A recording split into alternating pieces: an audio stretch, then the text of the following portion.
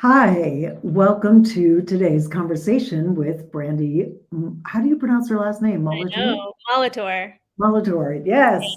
Uh, we're going to be talking about how trauma makes us create lives we want to escape because we all have patterns and events in our lives that set up those patterns that tend to keep us in these loops of unwanted behaviors, and how recognizing the patterns can begin to offer us a new way of experiencing a life of peace and freedom.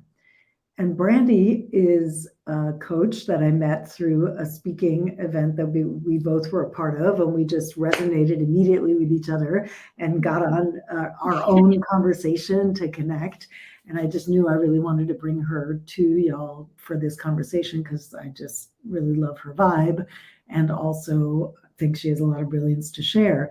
So you can also find out more about Brandi at courageandjoyatwork.com. And the and is spelled out. So it's courageandjoyatwork.com. And welcome to the group here, Brandi. Yeah. Thank you so much, Maria Elizabeth. It's an honor to be Yeah. with you. Yeah. Oh, yeah, I'm so excited. So if you're here live today watching, please let us know. Somebody, if you haven't given permission to StreamYard to show us your name, we can't see who you are.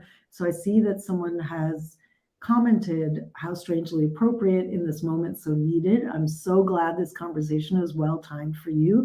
I'd love to know who you are. If you are willing to pop your name in the comments, it's just within the group. It won't be outside. But I'd love to. Oh, hi, Johnny. Oh, it's so good. I'm so glad you're here. Bienvenida. So, if you're here watching live, please drop a live in the comments. Feel free to drop your questions. We can respond to them. We can see them as they come in here and take a moment to respond. And if you're watching the replay, just drop a hashtag replay in the comments as well. And you can also ask questions after the fact, and we'll come back to you and answer those questions as well. So I know that you had something prepared to kind of kick us off, Brandi. So how do you want to get us started? Yeah. Well, thank you. And thanks for those that are joining us live now, too. Um, this is a really big conversation, and I know we only have about 20 minutes or so. So to solve like this big thing within 20 minutes, it takes a lot more. So I just wanted everyone to know that, um, you know, kind of start with a general disclaimer that this is a broad stroke and that we're talking about some things that um, require a lot of nuance, and every person has their own individual needs, and there's a lot of layers to this kind of stuff. So this is just a general overview of how these patterns can show up in someone's life. And if any of it speaks to you, and we'll get into some action steps at the end, but if any of this speaks to you, you can follow up with getting the support and help that will help you. So I just wanted folks to know that this is just a general overview. And also, if any of this is triggering, if now's not the time to have a conversation or to just hear about maybe how trauma might be showing up in your life, if you're feeling a bit tender or triggered, maybe this is a good conversation to watch later when you're feeling a bit more grounded and comfortable to hear and receive this kind of conversation. So I just wanted to start with a general disclaimer in that regard, because sometimes this isn't easy for folks to talk about if it's a new topic for them when it talks about trauma and these sort of triggering type of behaviors. Absolutely. And it can be, depending on where you are in the cycle, it can be hard to confront or face Mm. ways that you might be participating in the perpetuation of these patterns, right? Right, exactly. Yeah, and neither you nor I are clinicians, so I think that's important to know too for folks. We pretty much have a PhD probably from the School of Hard Knocks, and from our I do multiple also have lives. clinical counseling training, but yeah, So we're sharing a lot from our own experiences and then also learned experiences, through our own inner work and our own journey. And part of what we do is sharing that with others and giving back too. So if any of this resonates, awesome. If some of it doesn't, like they say, take what you like and leave the rest kind of mentality. So hopefully some of this resonates with you. And if not, that's okay too, right? You can just stick with what might work or what might come up for you in that regard. love it. Yeah. So where to begin? Where would you like to begin on broaching this topic? Yeah, well, I know this is a relationship group, right? And this is something that you're focusing on. So, when we speak about trauma and how these patterns show up, I want to highlight that, relationships can be romantic, friendships, situations, even jobs, relationships with bosses. It's any kind of relationship we have with anything. I work a lot with business owners, and I very often say that they are in relationship with their business as Yeah, well, right? for sure. So, relationships aren't always person to person, and it's not always romantic. So, when we're looking at how these patterns show up, it can show up in the form of friendships, romantic relationships, bosses, but it can also show up in how we're relating to our jobs, how we're relating to certain situations, how we're relating to our businesses as well. So, you're in the right spot today if the typical indicators, if you might be in a pattern of repeating behavior, is that you are in a place of where you're feeling kind of generally resentful towards person, place, or thing, right? This specific relationship. And oftentimes we say that we're not happy. So if you're in this place of not feeling really happy or content in this relationship, perhaps you feel some anger, it could even be as intense as hatred, right, towards somebody, just these intense feelings of resentment.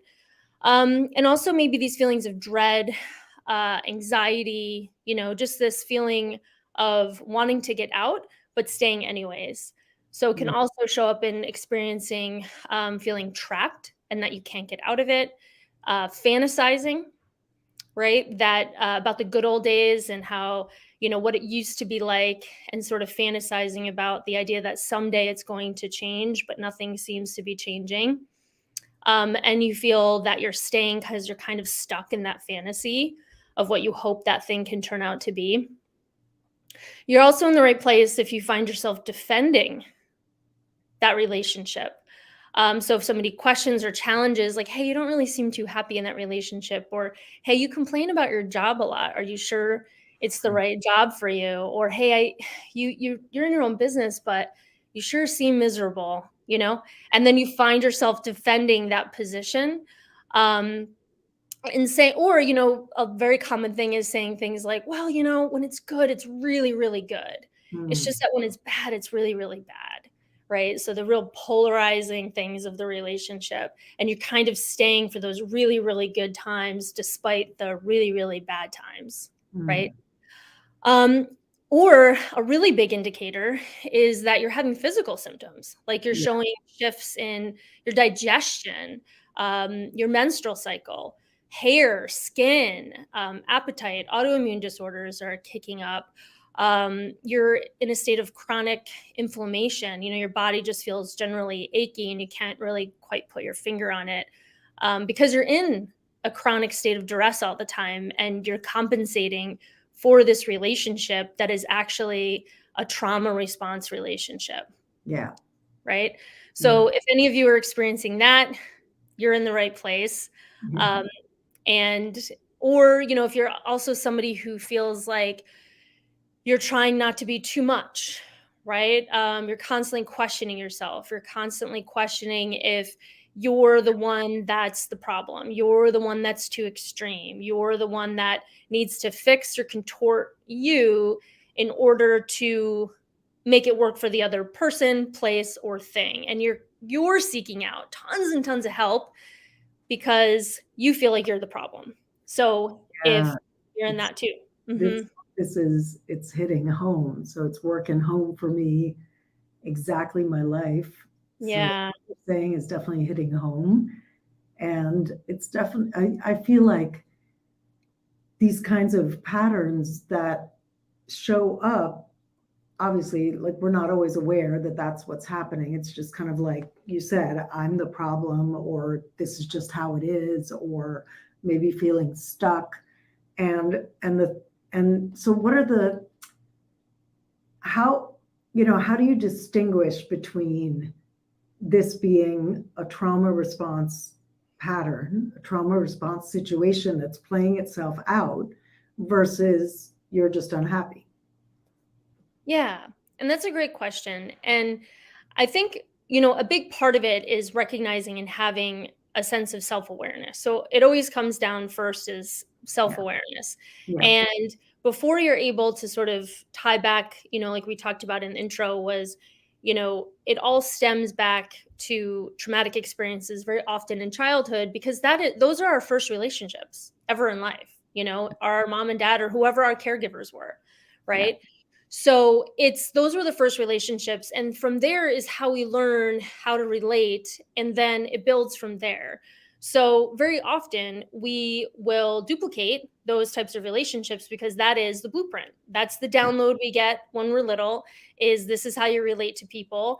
And then we take that into life, and it's really running the show. It's like in the back of the mind, the unconscious running the show. So many of us feel that the lens of which we're looking through and experiencing life is the way life is, right? And so it's flipping that script. And so when you start to see the nuance that we sort of talked about, you can say, oh yeah, I see that and I see that.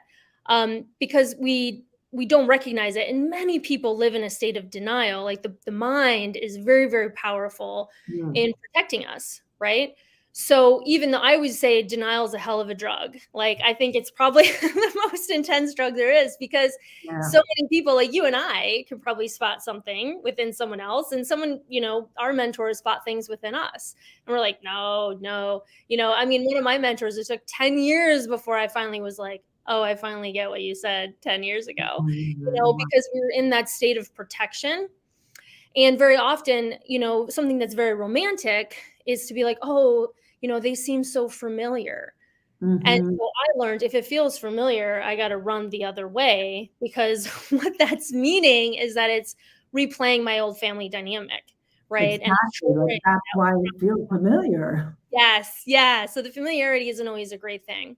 So, and for many people too, they can recognize it, but they quickly will dismiss it, because for a lot of people, it's actually more comfortable to sit in the pain than to Mm. do the work, right? So Yeah. there's a To sit bargain. in pain and also to blame, to think it's the other Mhm. people, or to think it's my bosses are bad, or to think if you own your own business, like it's like, oh, it's the economy, or Yes. oh, it's my clients aren't my ideal people. I have to go and find my ideal people, Yeah. right? Yeah. Yeah.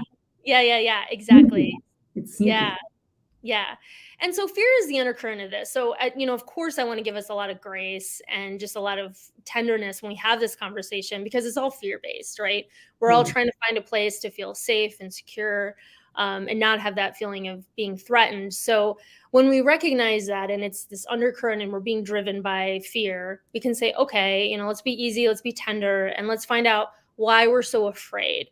Because often it's that little kid that's running around dictating everything just inside this adult body, right? And so when we can recognize, like, all right, this is the scared little kid version of me running the show, let's be nice and let's kind of work through this together.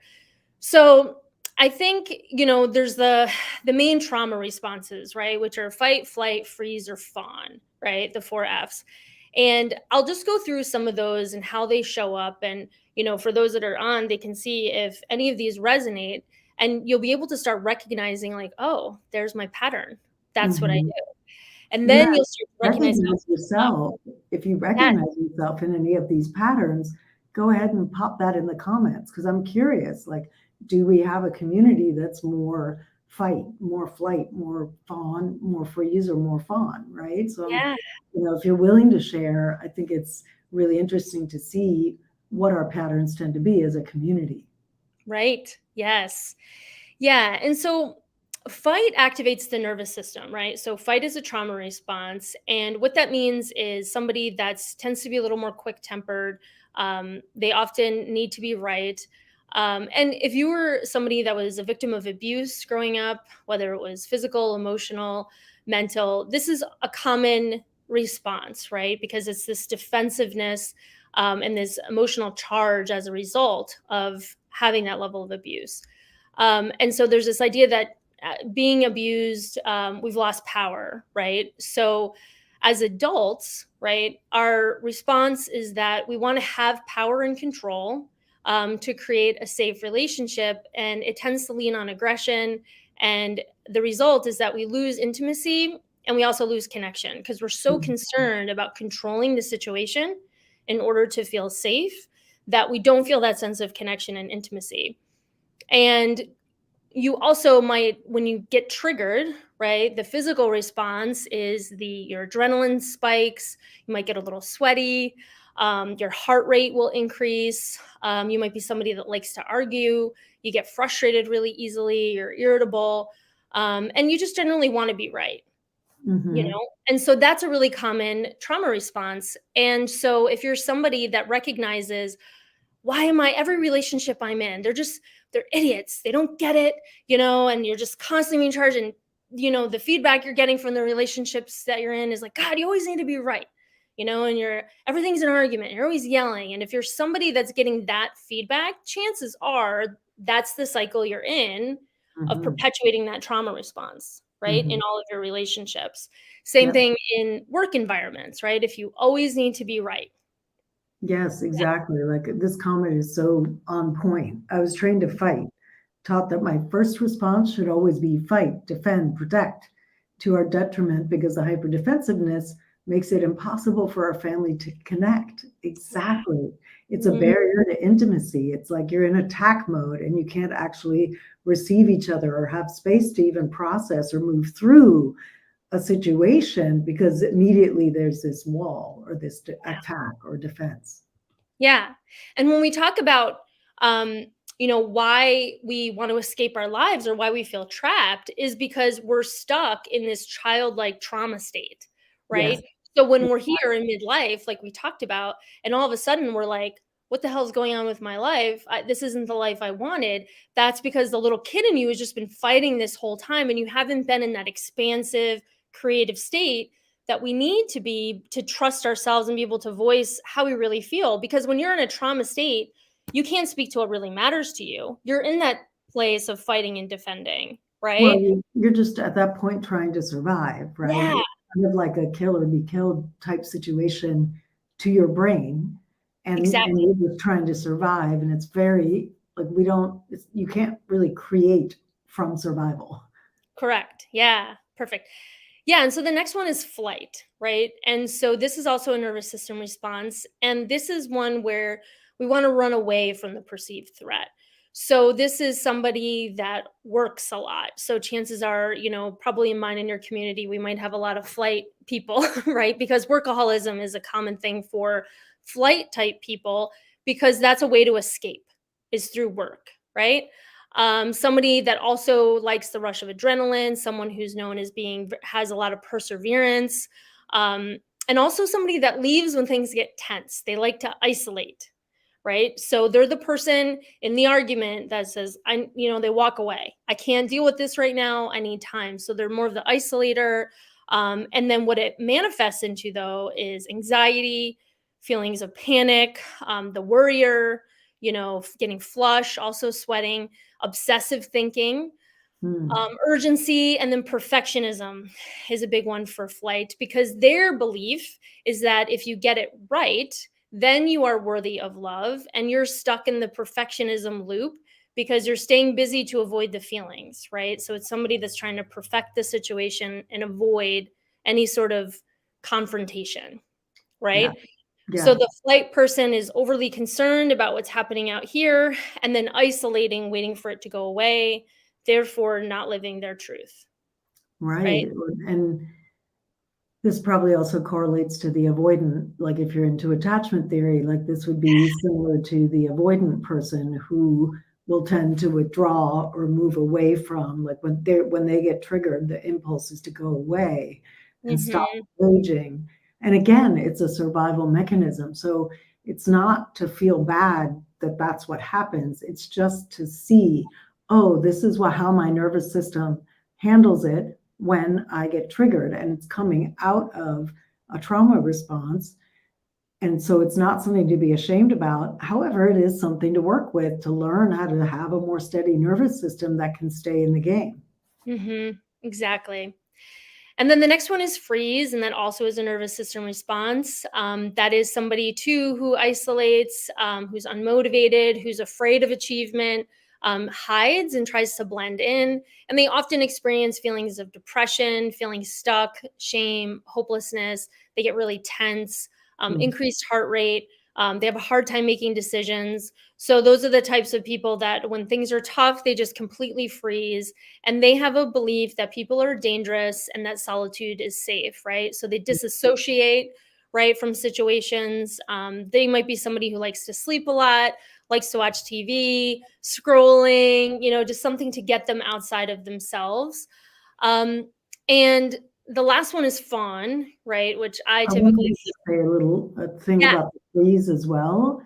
yeah, Is for those of us with a freeze response, it can be super hard to make decisions because when you're yeah, confronted by a challenging situation and you go into like, it's like you can't breathe and you just go, and it's kind of like the deer in the headlights. Like that's mhm, the freeze response. Like, and from there, it's very difficult to ask for what you want. It's very difficult to advocate for yourself. It's very difficult to make a clear decision about which way to go so you stay stuck.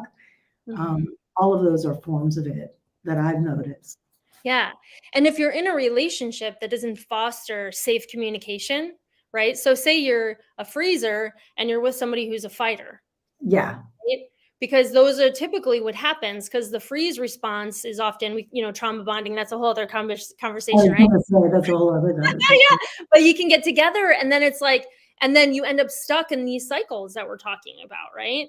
Because Exactly. it feels familiar. A freezer probably grew up with a fighter and then it's like, "Oh, this is familiar. I know how to do this." But then next thing you know, you're 45, 50 years old and you go, "Oh my God, what happened to my life? I just relived my childhood," essentially. Right, and then you're still in the pattern as opposed to having the opportunity to unfreeze and learn how to actually, you know, again, stay in the game, but also how to move forward more consistently, with less freezing, less stuckness, less disassociation. All of that is stuff that has to be practiced in real time. Yeah. And I wanted to highlight this comment real quick. These are all very visible in the workplace. Exactly. They Oh, yeah. exactly are. And it's Yeah. lots of what does or doesn't go well at work. And it's a great conversation to have with educators because, yes, it shows up in educators too and how they relate to their students. And if Mhm. educators aren't aware that their kids are playing out trauma responses all the time, it Yeah. can, they can end up punishing students. Obviously, some students need to be punished, but sometimes you're punishing a student that actually just needs a safe space to Yeah. be able to open up and share what's actually going on. Not that that's the educator's job, that might be the school counselor's job, but like to be able to have the nuance and understanding and see what's happening among the students and know how to respond to each student in a way that's going to actually connect with them. Exactly. Yeah. Yeah. And then the last one is fawn, and that is, someone that may have had an abusive or a neglectful parent, right? Where it's somebody that desperately wants attachment and kind of lives in fantasy quite a bit. But this is somebody that's overgiving, focuses on social perfectionism, which is that reputation management, struggles with boundaries, feels attached to like children and situation kids in need, has anxiety, feels unworthy and unlovable, says yes when they mean no. That's usually the biggest indicator, right? Yeah, um, and falls into people pleasing a lot. yes, exactly. That was the next thing I was going to say, concerned about what other people think and their happiness. And so that is a belief that in order to have safety is through the approval of others, and them feeling attached to you is necessary for survival. And they do turn into people. We turn into people pleasers, and that I typically fell under the fawn, right? Yeah. So for me, I it think a was lot like, of us who are are in the caretakers work. and Yeah, who are, people who care about helping other people feel better and do better and have more success in life. I think a lot of us probably started in a caretaking or fawn kind of trauma situation. yeah. Yeah. And so for me, it was, recognizing that, oh, I'm living my life for all these other people. I'm overly concerned about making them happy. I'm abandoning myself along the way. I'm not listening to that inner voice, the inner voice that we've all had since we were children. I quickly learned to abandon that pay attention, the kind of person that says, oh, where do you want to eat? And you go, I don't know, where do you want to eat? Or, Mm. my least favorite question in the world was, Brandi, what do you want? I was like, I don't know, you tell me what I want. And when you tell me, I'll Exactly. do what you want me to do, right? So yeah, and again, you wake up one day in life and you go, how the hell did I get here? Oh, I Well, was 'cause living for everyone else. exactly, and all of a sudden you're like, "Wait a minute, I'm so good at tending to everybody else's needs and giving them what they want, and I don't even know what I want." Yeah. I've Yes. had so many conversations like that where I will ask that hated question, "What do you want?" And Yeah. it's like, I cannot even tell what I want apart from my family or my Yeah. spouse or my boss or whoever it is that has a big influence, Right. Yeah. and it's such a key moment in a woman's life when she begins to turn her attention to that question Hmm. and just let that percolate and start small. Like, so I'm curious what you recommend there, but what I often recommend is start really small. Like, do I want a cup of coffee or a cup of tea right now?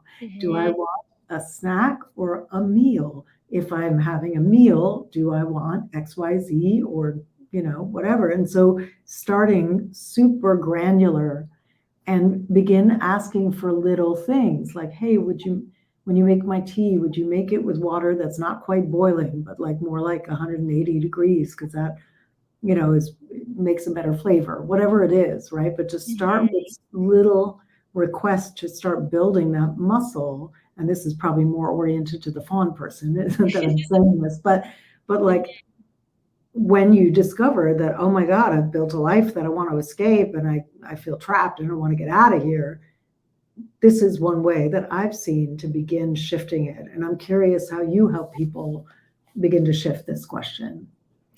Yeah, it's really well, one of the things that I find super, super helpful with this is, um, obviously, like we talked about at the start, is we all need help. So I'm a huge advocate for help, and to get into your body, right?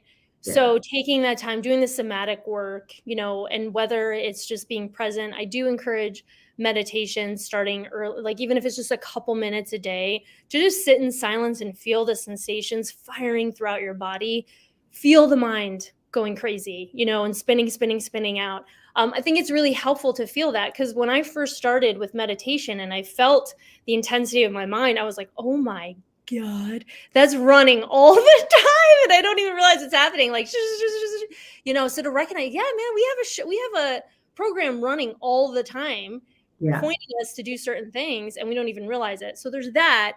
And then one thing I actually find really helpful, Marie Elizabeth, is getting people to share with me what they like about other people. Mm, Because especially for the fawn type, we're so externally focused that when I have them, without me telling them, it's kind of a trick, but when I have them start to talk to me about people they admire, it starts to tell me more about them because mhm. we think everyone admires the same people. They don't. It's always Right. fascinating to me when I hear about who they admire or institutions they admire or even products they admire and they tell me why. It starts to tell me, okay, because if I say to you, what's important to you? What are your values? People go, integrity, being nice, people have no idea. Yeah. When I ask them the people they admire and why they admire them, then I say, oh, okay, you really are drawn to this, you're really drawn to that. And then we start to build their values. And then it's kind of like almost moving your way up the chakras, right? So creating a really strong root. Who Yeah. are you? What do you stand for? How do you identify?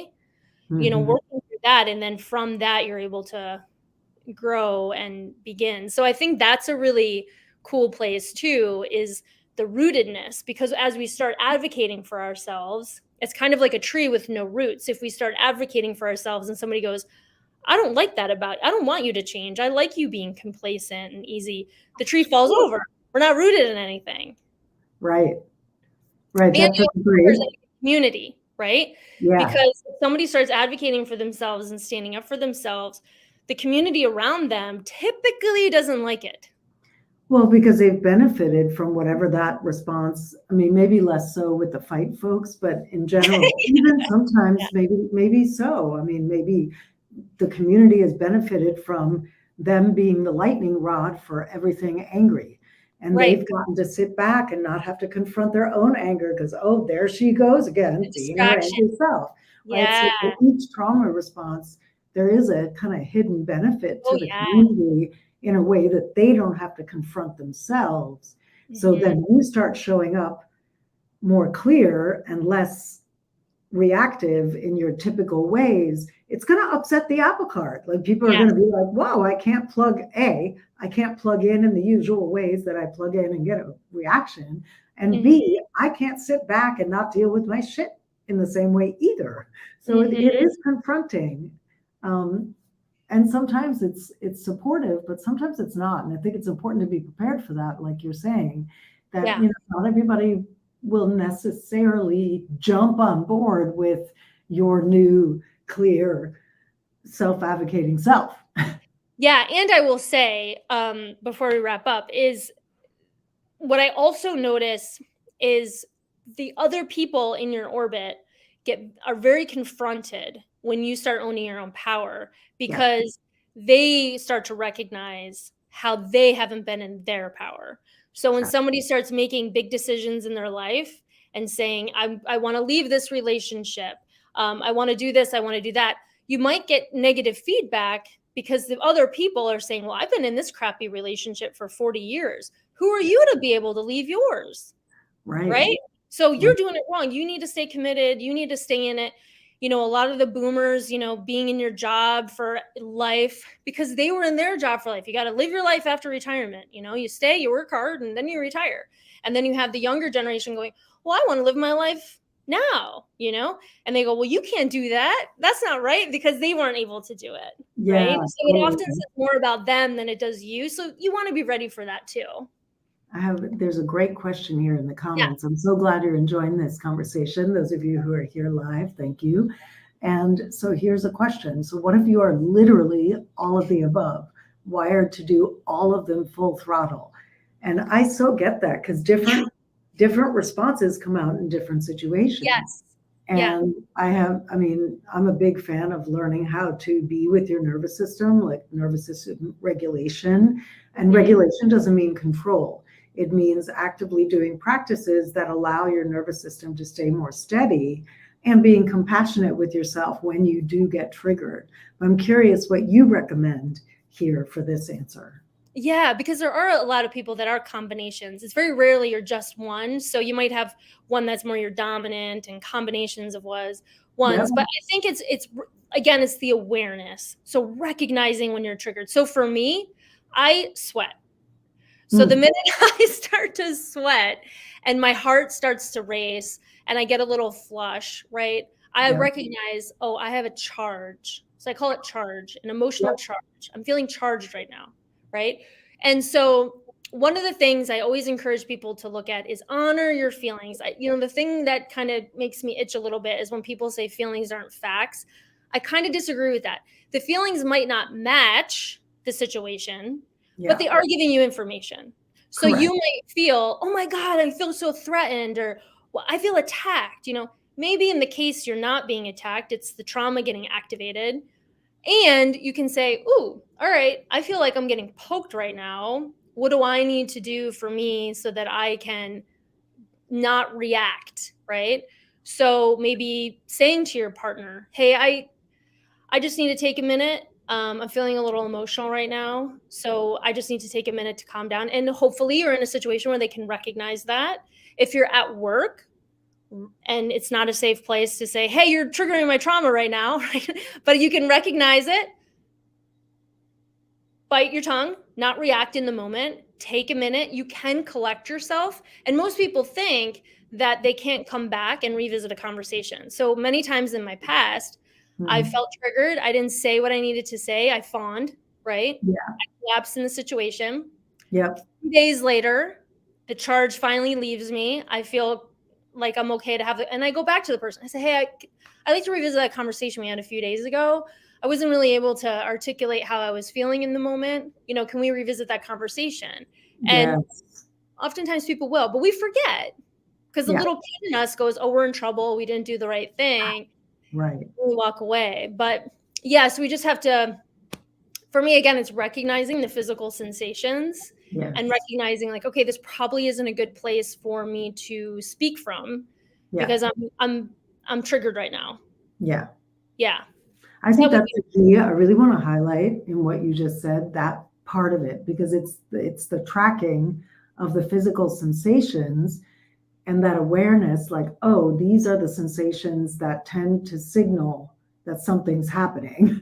Like, yeah, oh, here's my cue, I'm yeah, sweating, or my heart is racing, or yeah, the heat is rising. Like, whatever your cue is, we all have different cues. You might find yourself digging your nails into your palm, and that's the yes, cue, right? yeah. So like, Or when picking. you, Anxious people start picking, yes, right? let's They're start picking picking their your nails. tab. Yeah, yeah, And once you recognize your cue, then rather than immediately reacting with the first thing, especially for the fighters, immediately reacting with the first thing that wants to come out of your mouth, I'm a big fan of saying, "Excuse me, got to go to the bathroom," because yeah, people leave you alone in the bathroom. It's like a yeah, great way to get a minute without yeah, having to be like, "I'm having a fee and I need to go." Like yeah, you can just be like, "Hey, excuse me, let's put a pause. I need to go to the bathroom for a sec."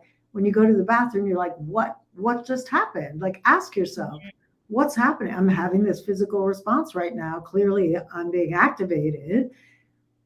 What just happened? Oh, I feel attacked. Huh. Is that true? Is it possible that that's not 100% what's going on?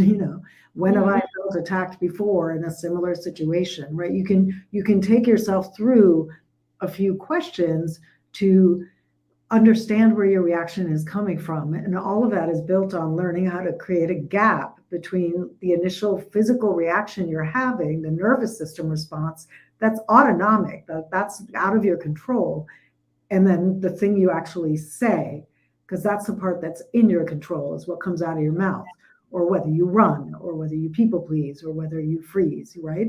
That's yeah, the part that, as you become more aware and more skilled at navigating discomfort, which is what we're talking about slowly, and this can be painstaking. I mean, I have some clients that I've worked with for many years to be able to begin to build this gap. And so it's like no shame if it takes a minute.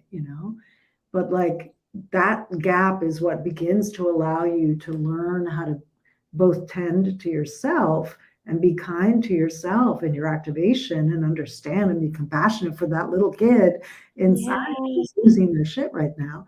Uh, yeah, like, to be compassionate there, and also learn to navigate situations more skillfully as an adult, so you can bring yeah, your adult back into the room.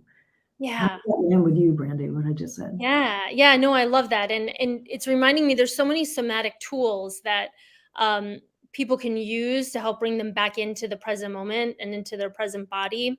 And something was coming up for me too. That a saying that used to drive me bananas, and now I use it all the time, is "the truth will set you free." I was Mm, like, "Oh God," it's so like yeah. cliche, and I used to hate it, right?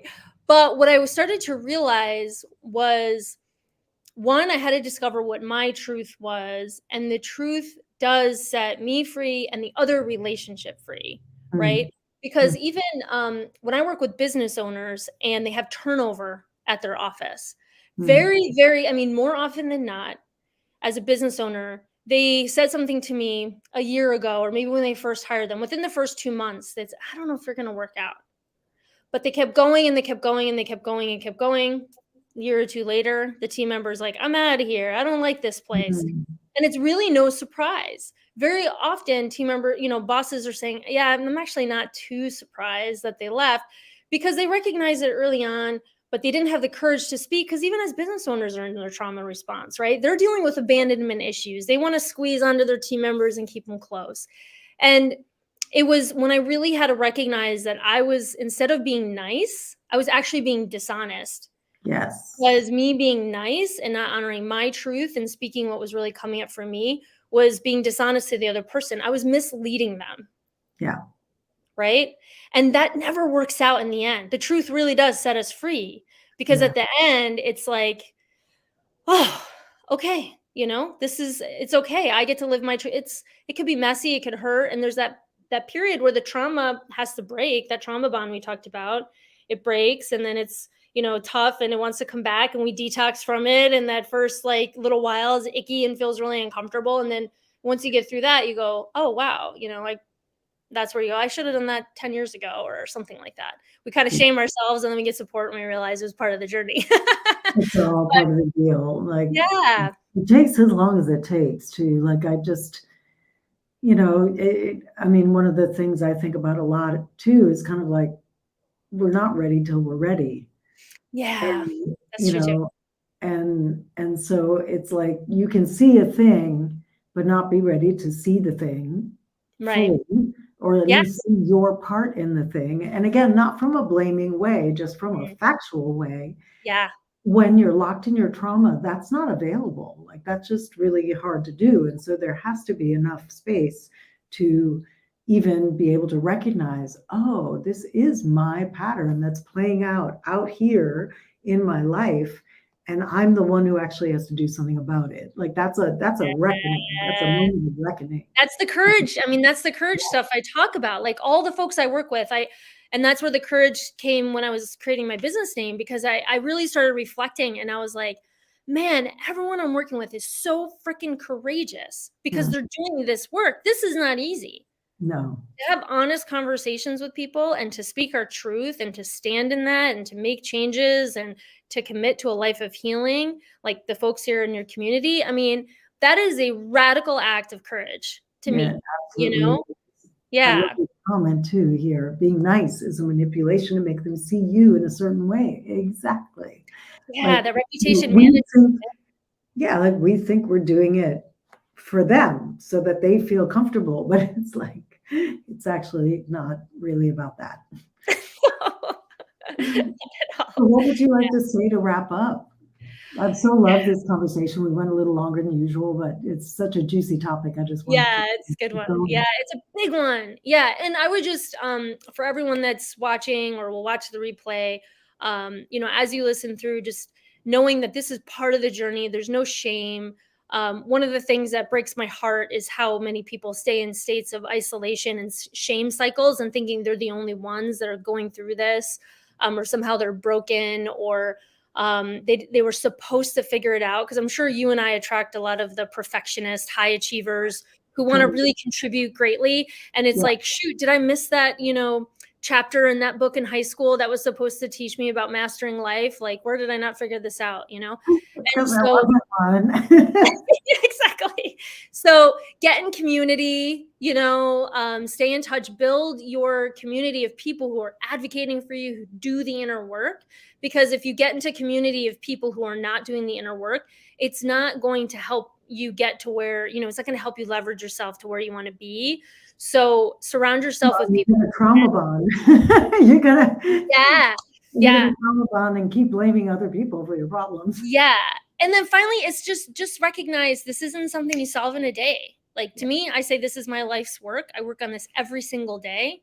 I have a community of my own mentors from a variety of different topics that hold my hand. I think it's Ram Dass's birthday today, and one of my favorite is we're all Oh, walking each other home, right? love that. So yeah, it's just we're all in this together. So just recognizing that, and you're not alone. I promise. Somebody has a similar story or journey that's similar to yours that can help guide you, and just ask for help and know that there's people here that want to help. And whatever you do, just raise your hand, ask for help, and we're here, Whoa. Yeah, yeah. exactly. Thanks for the snaps, by the way. In the comments, we got Yeah. snaps. Thank you for the snaps.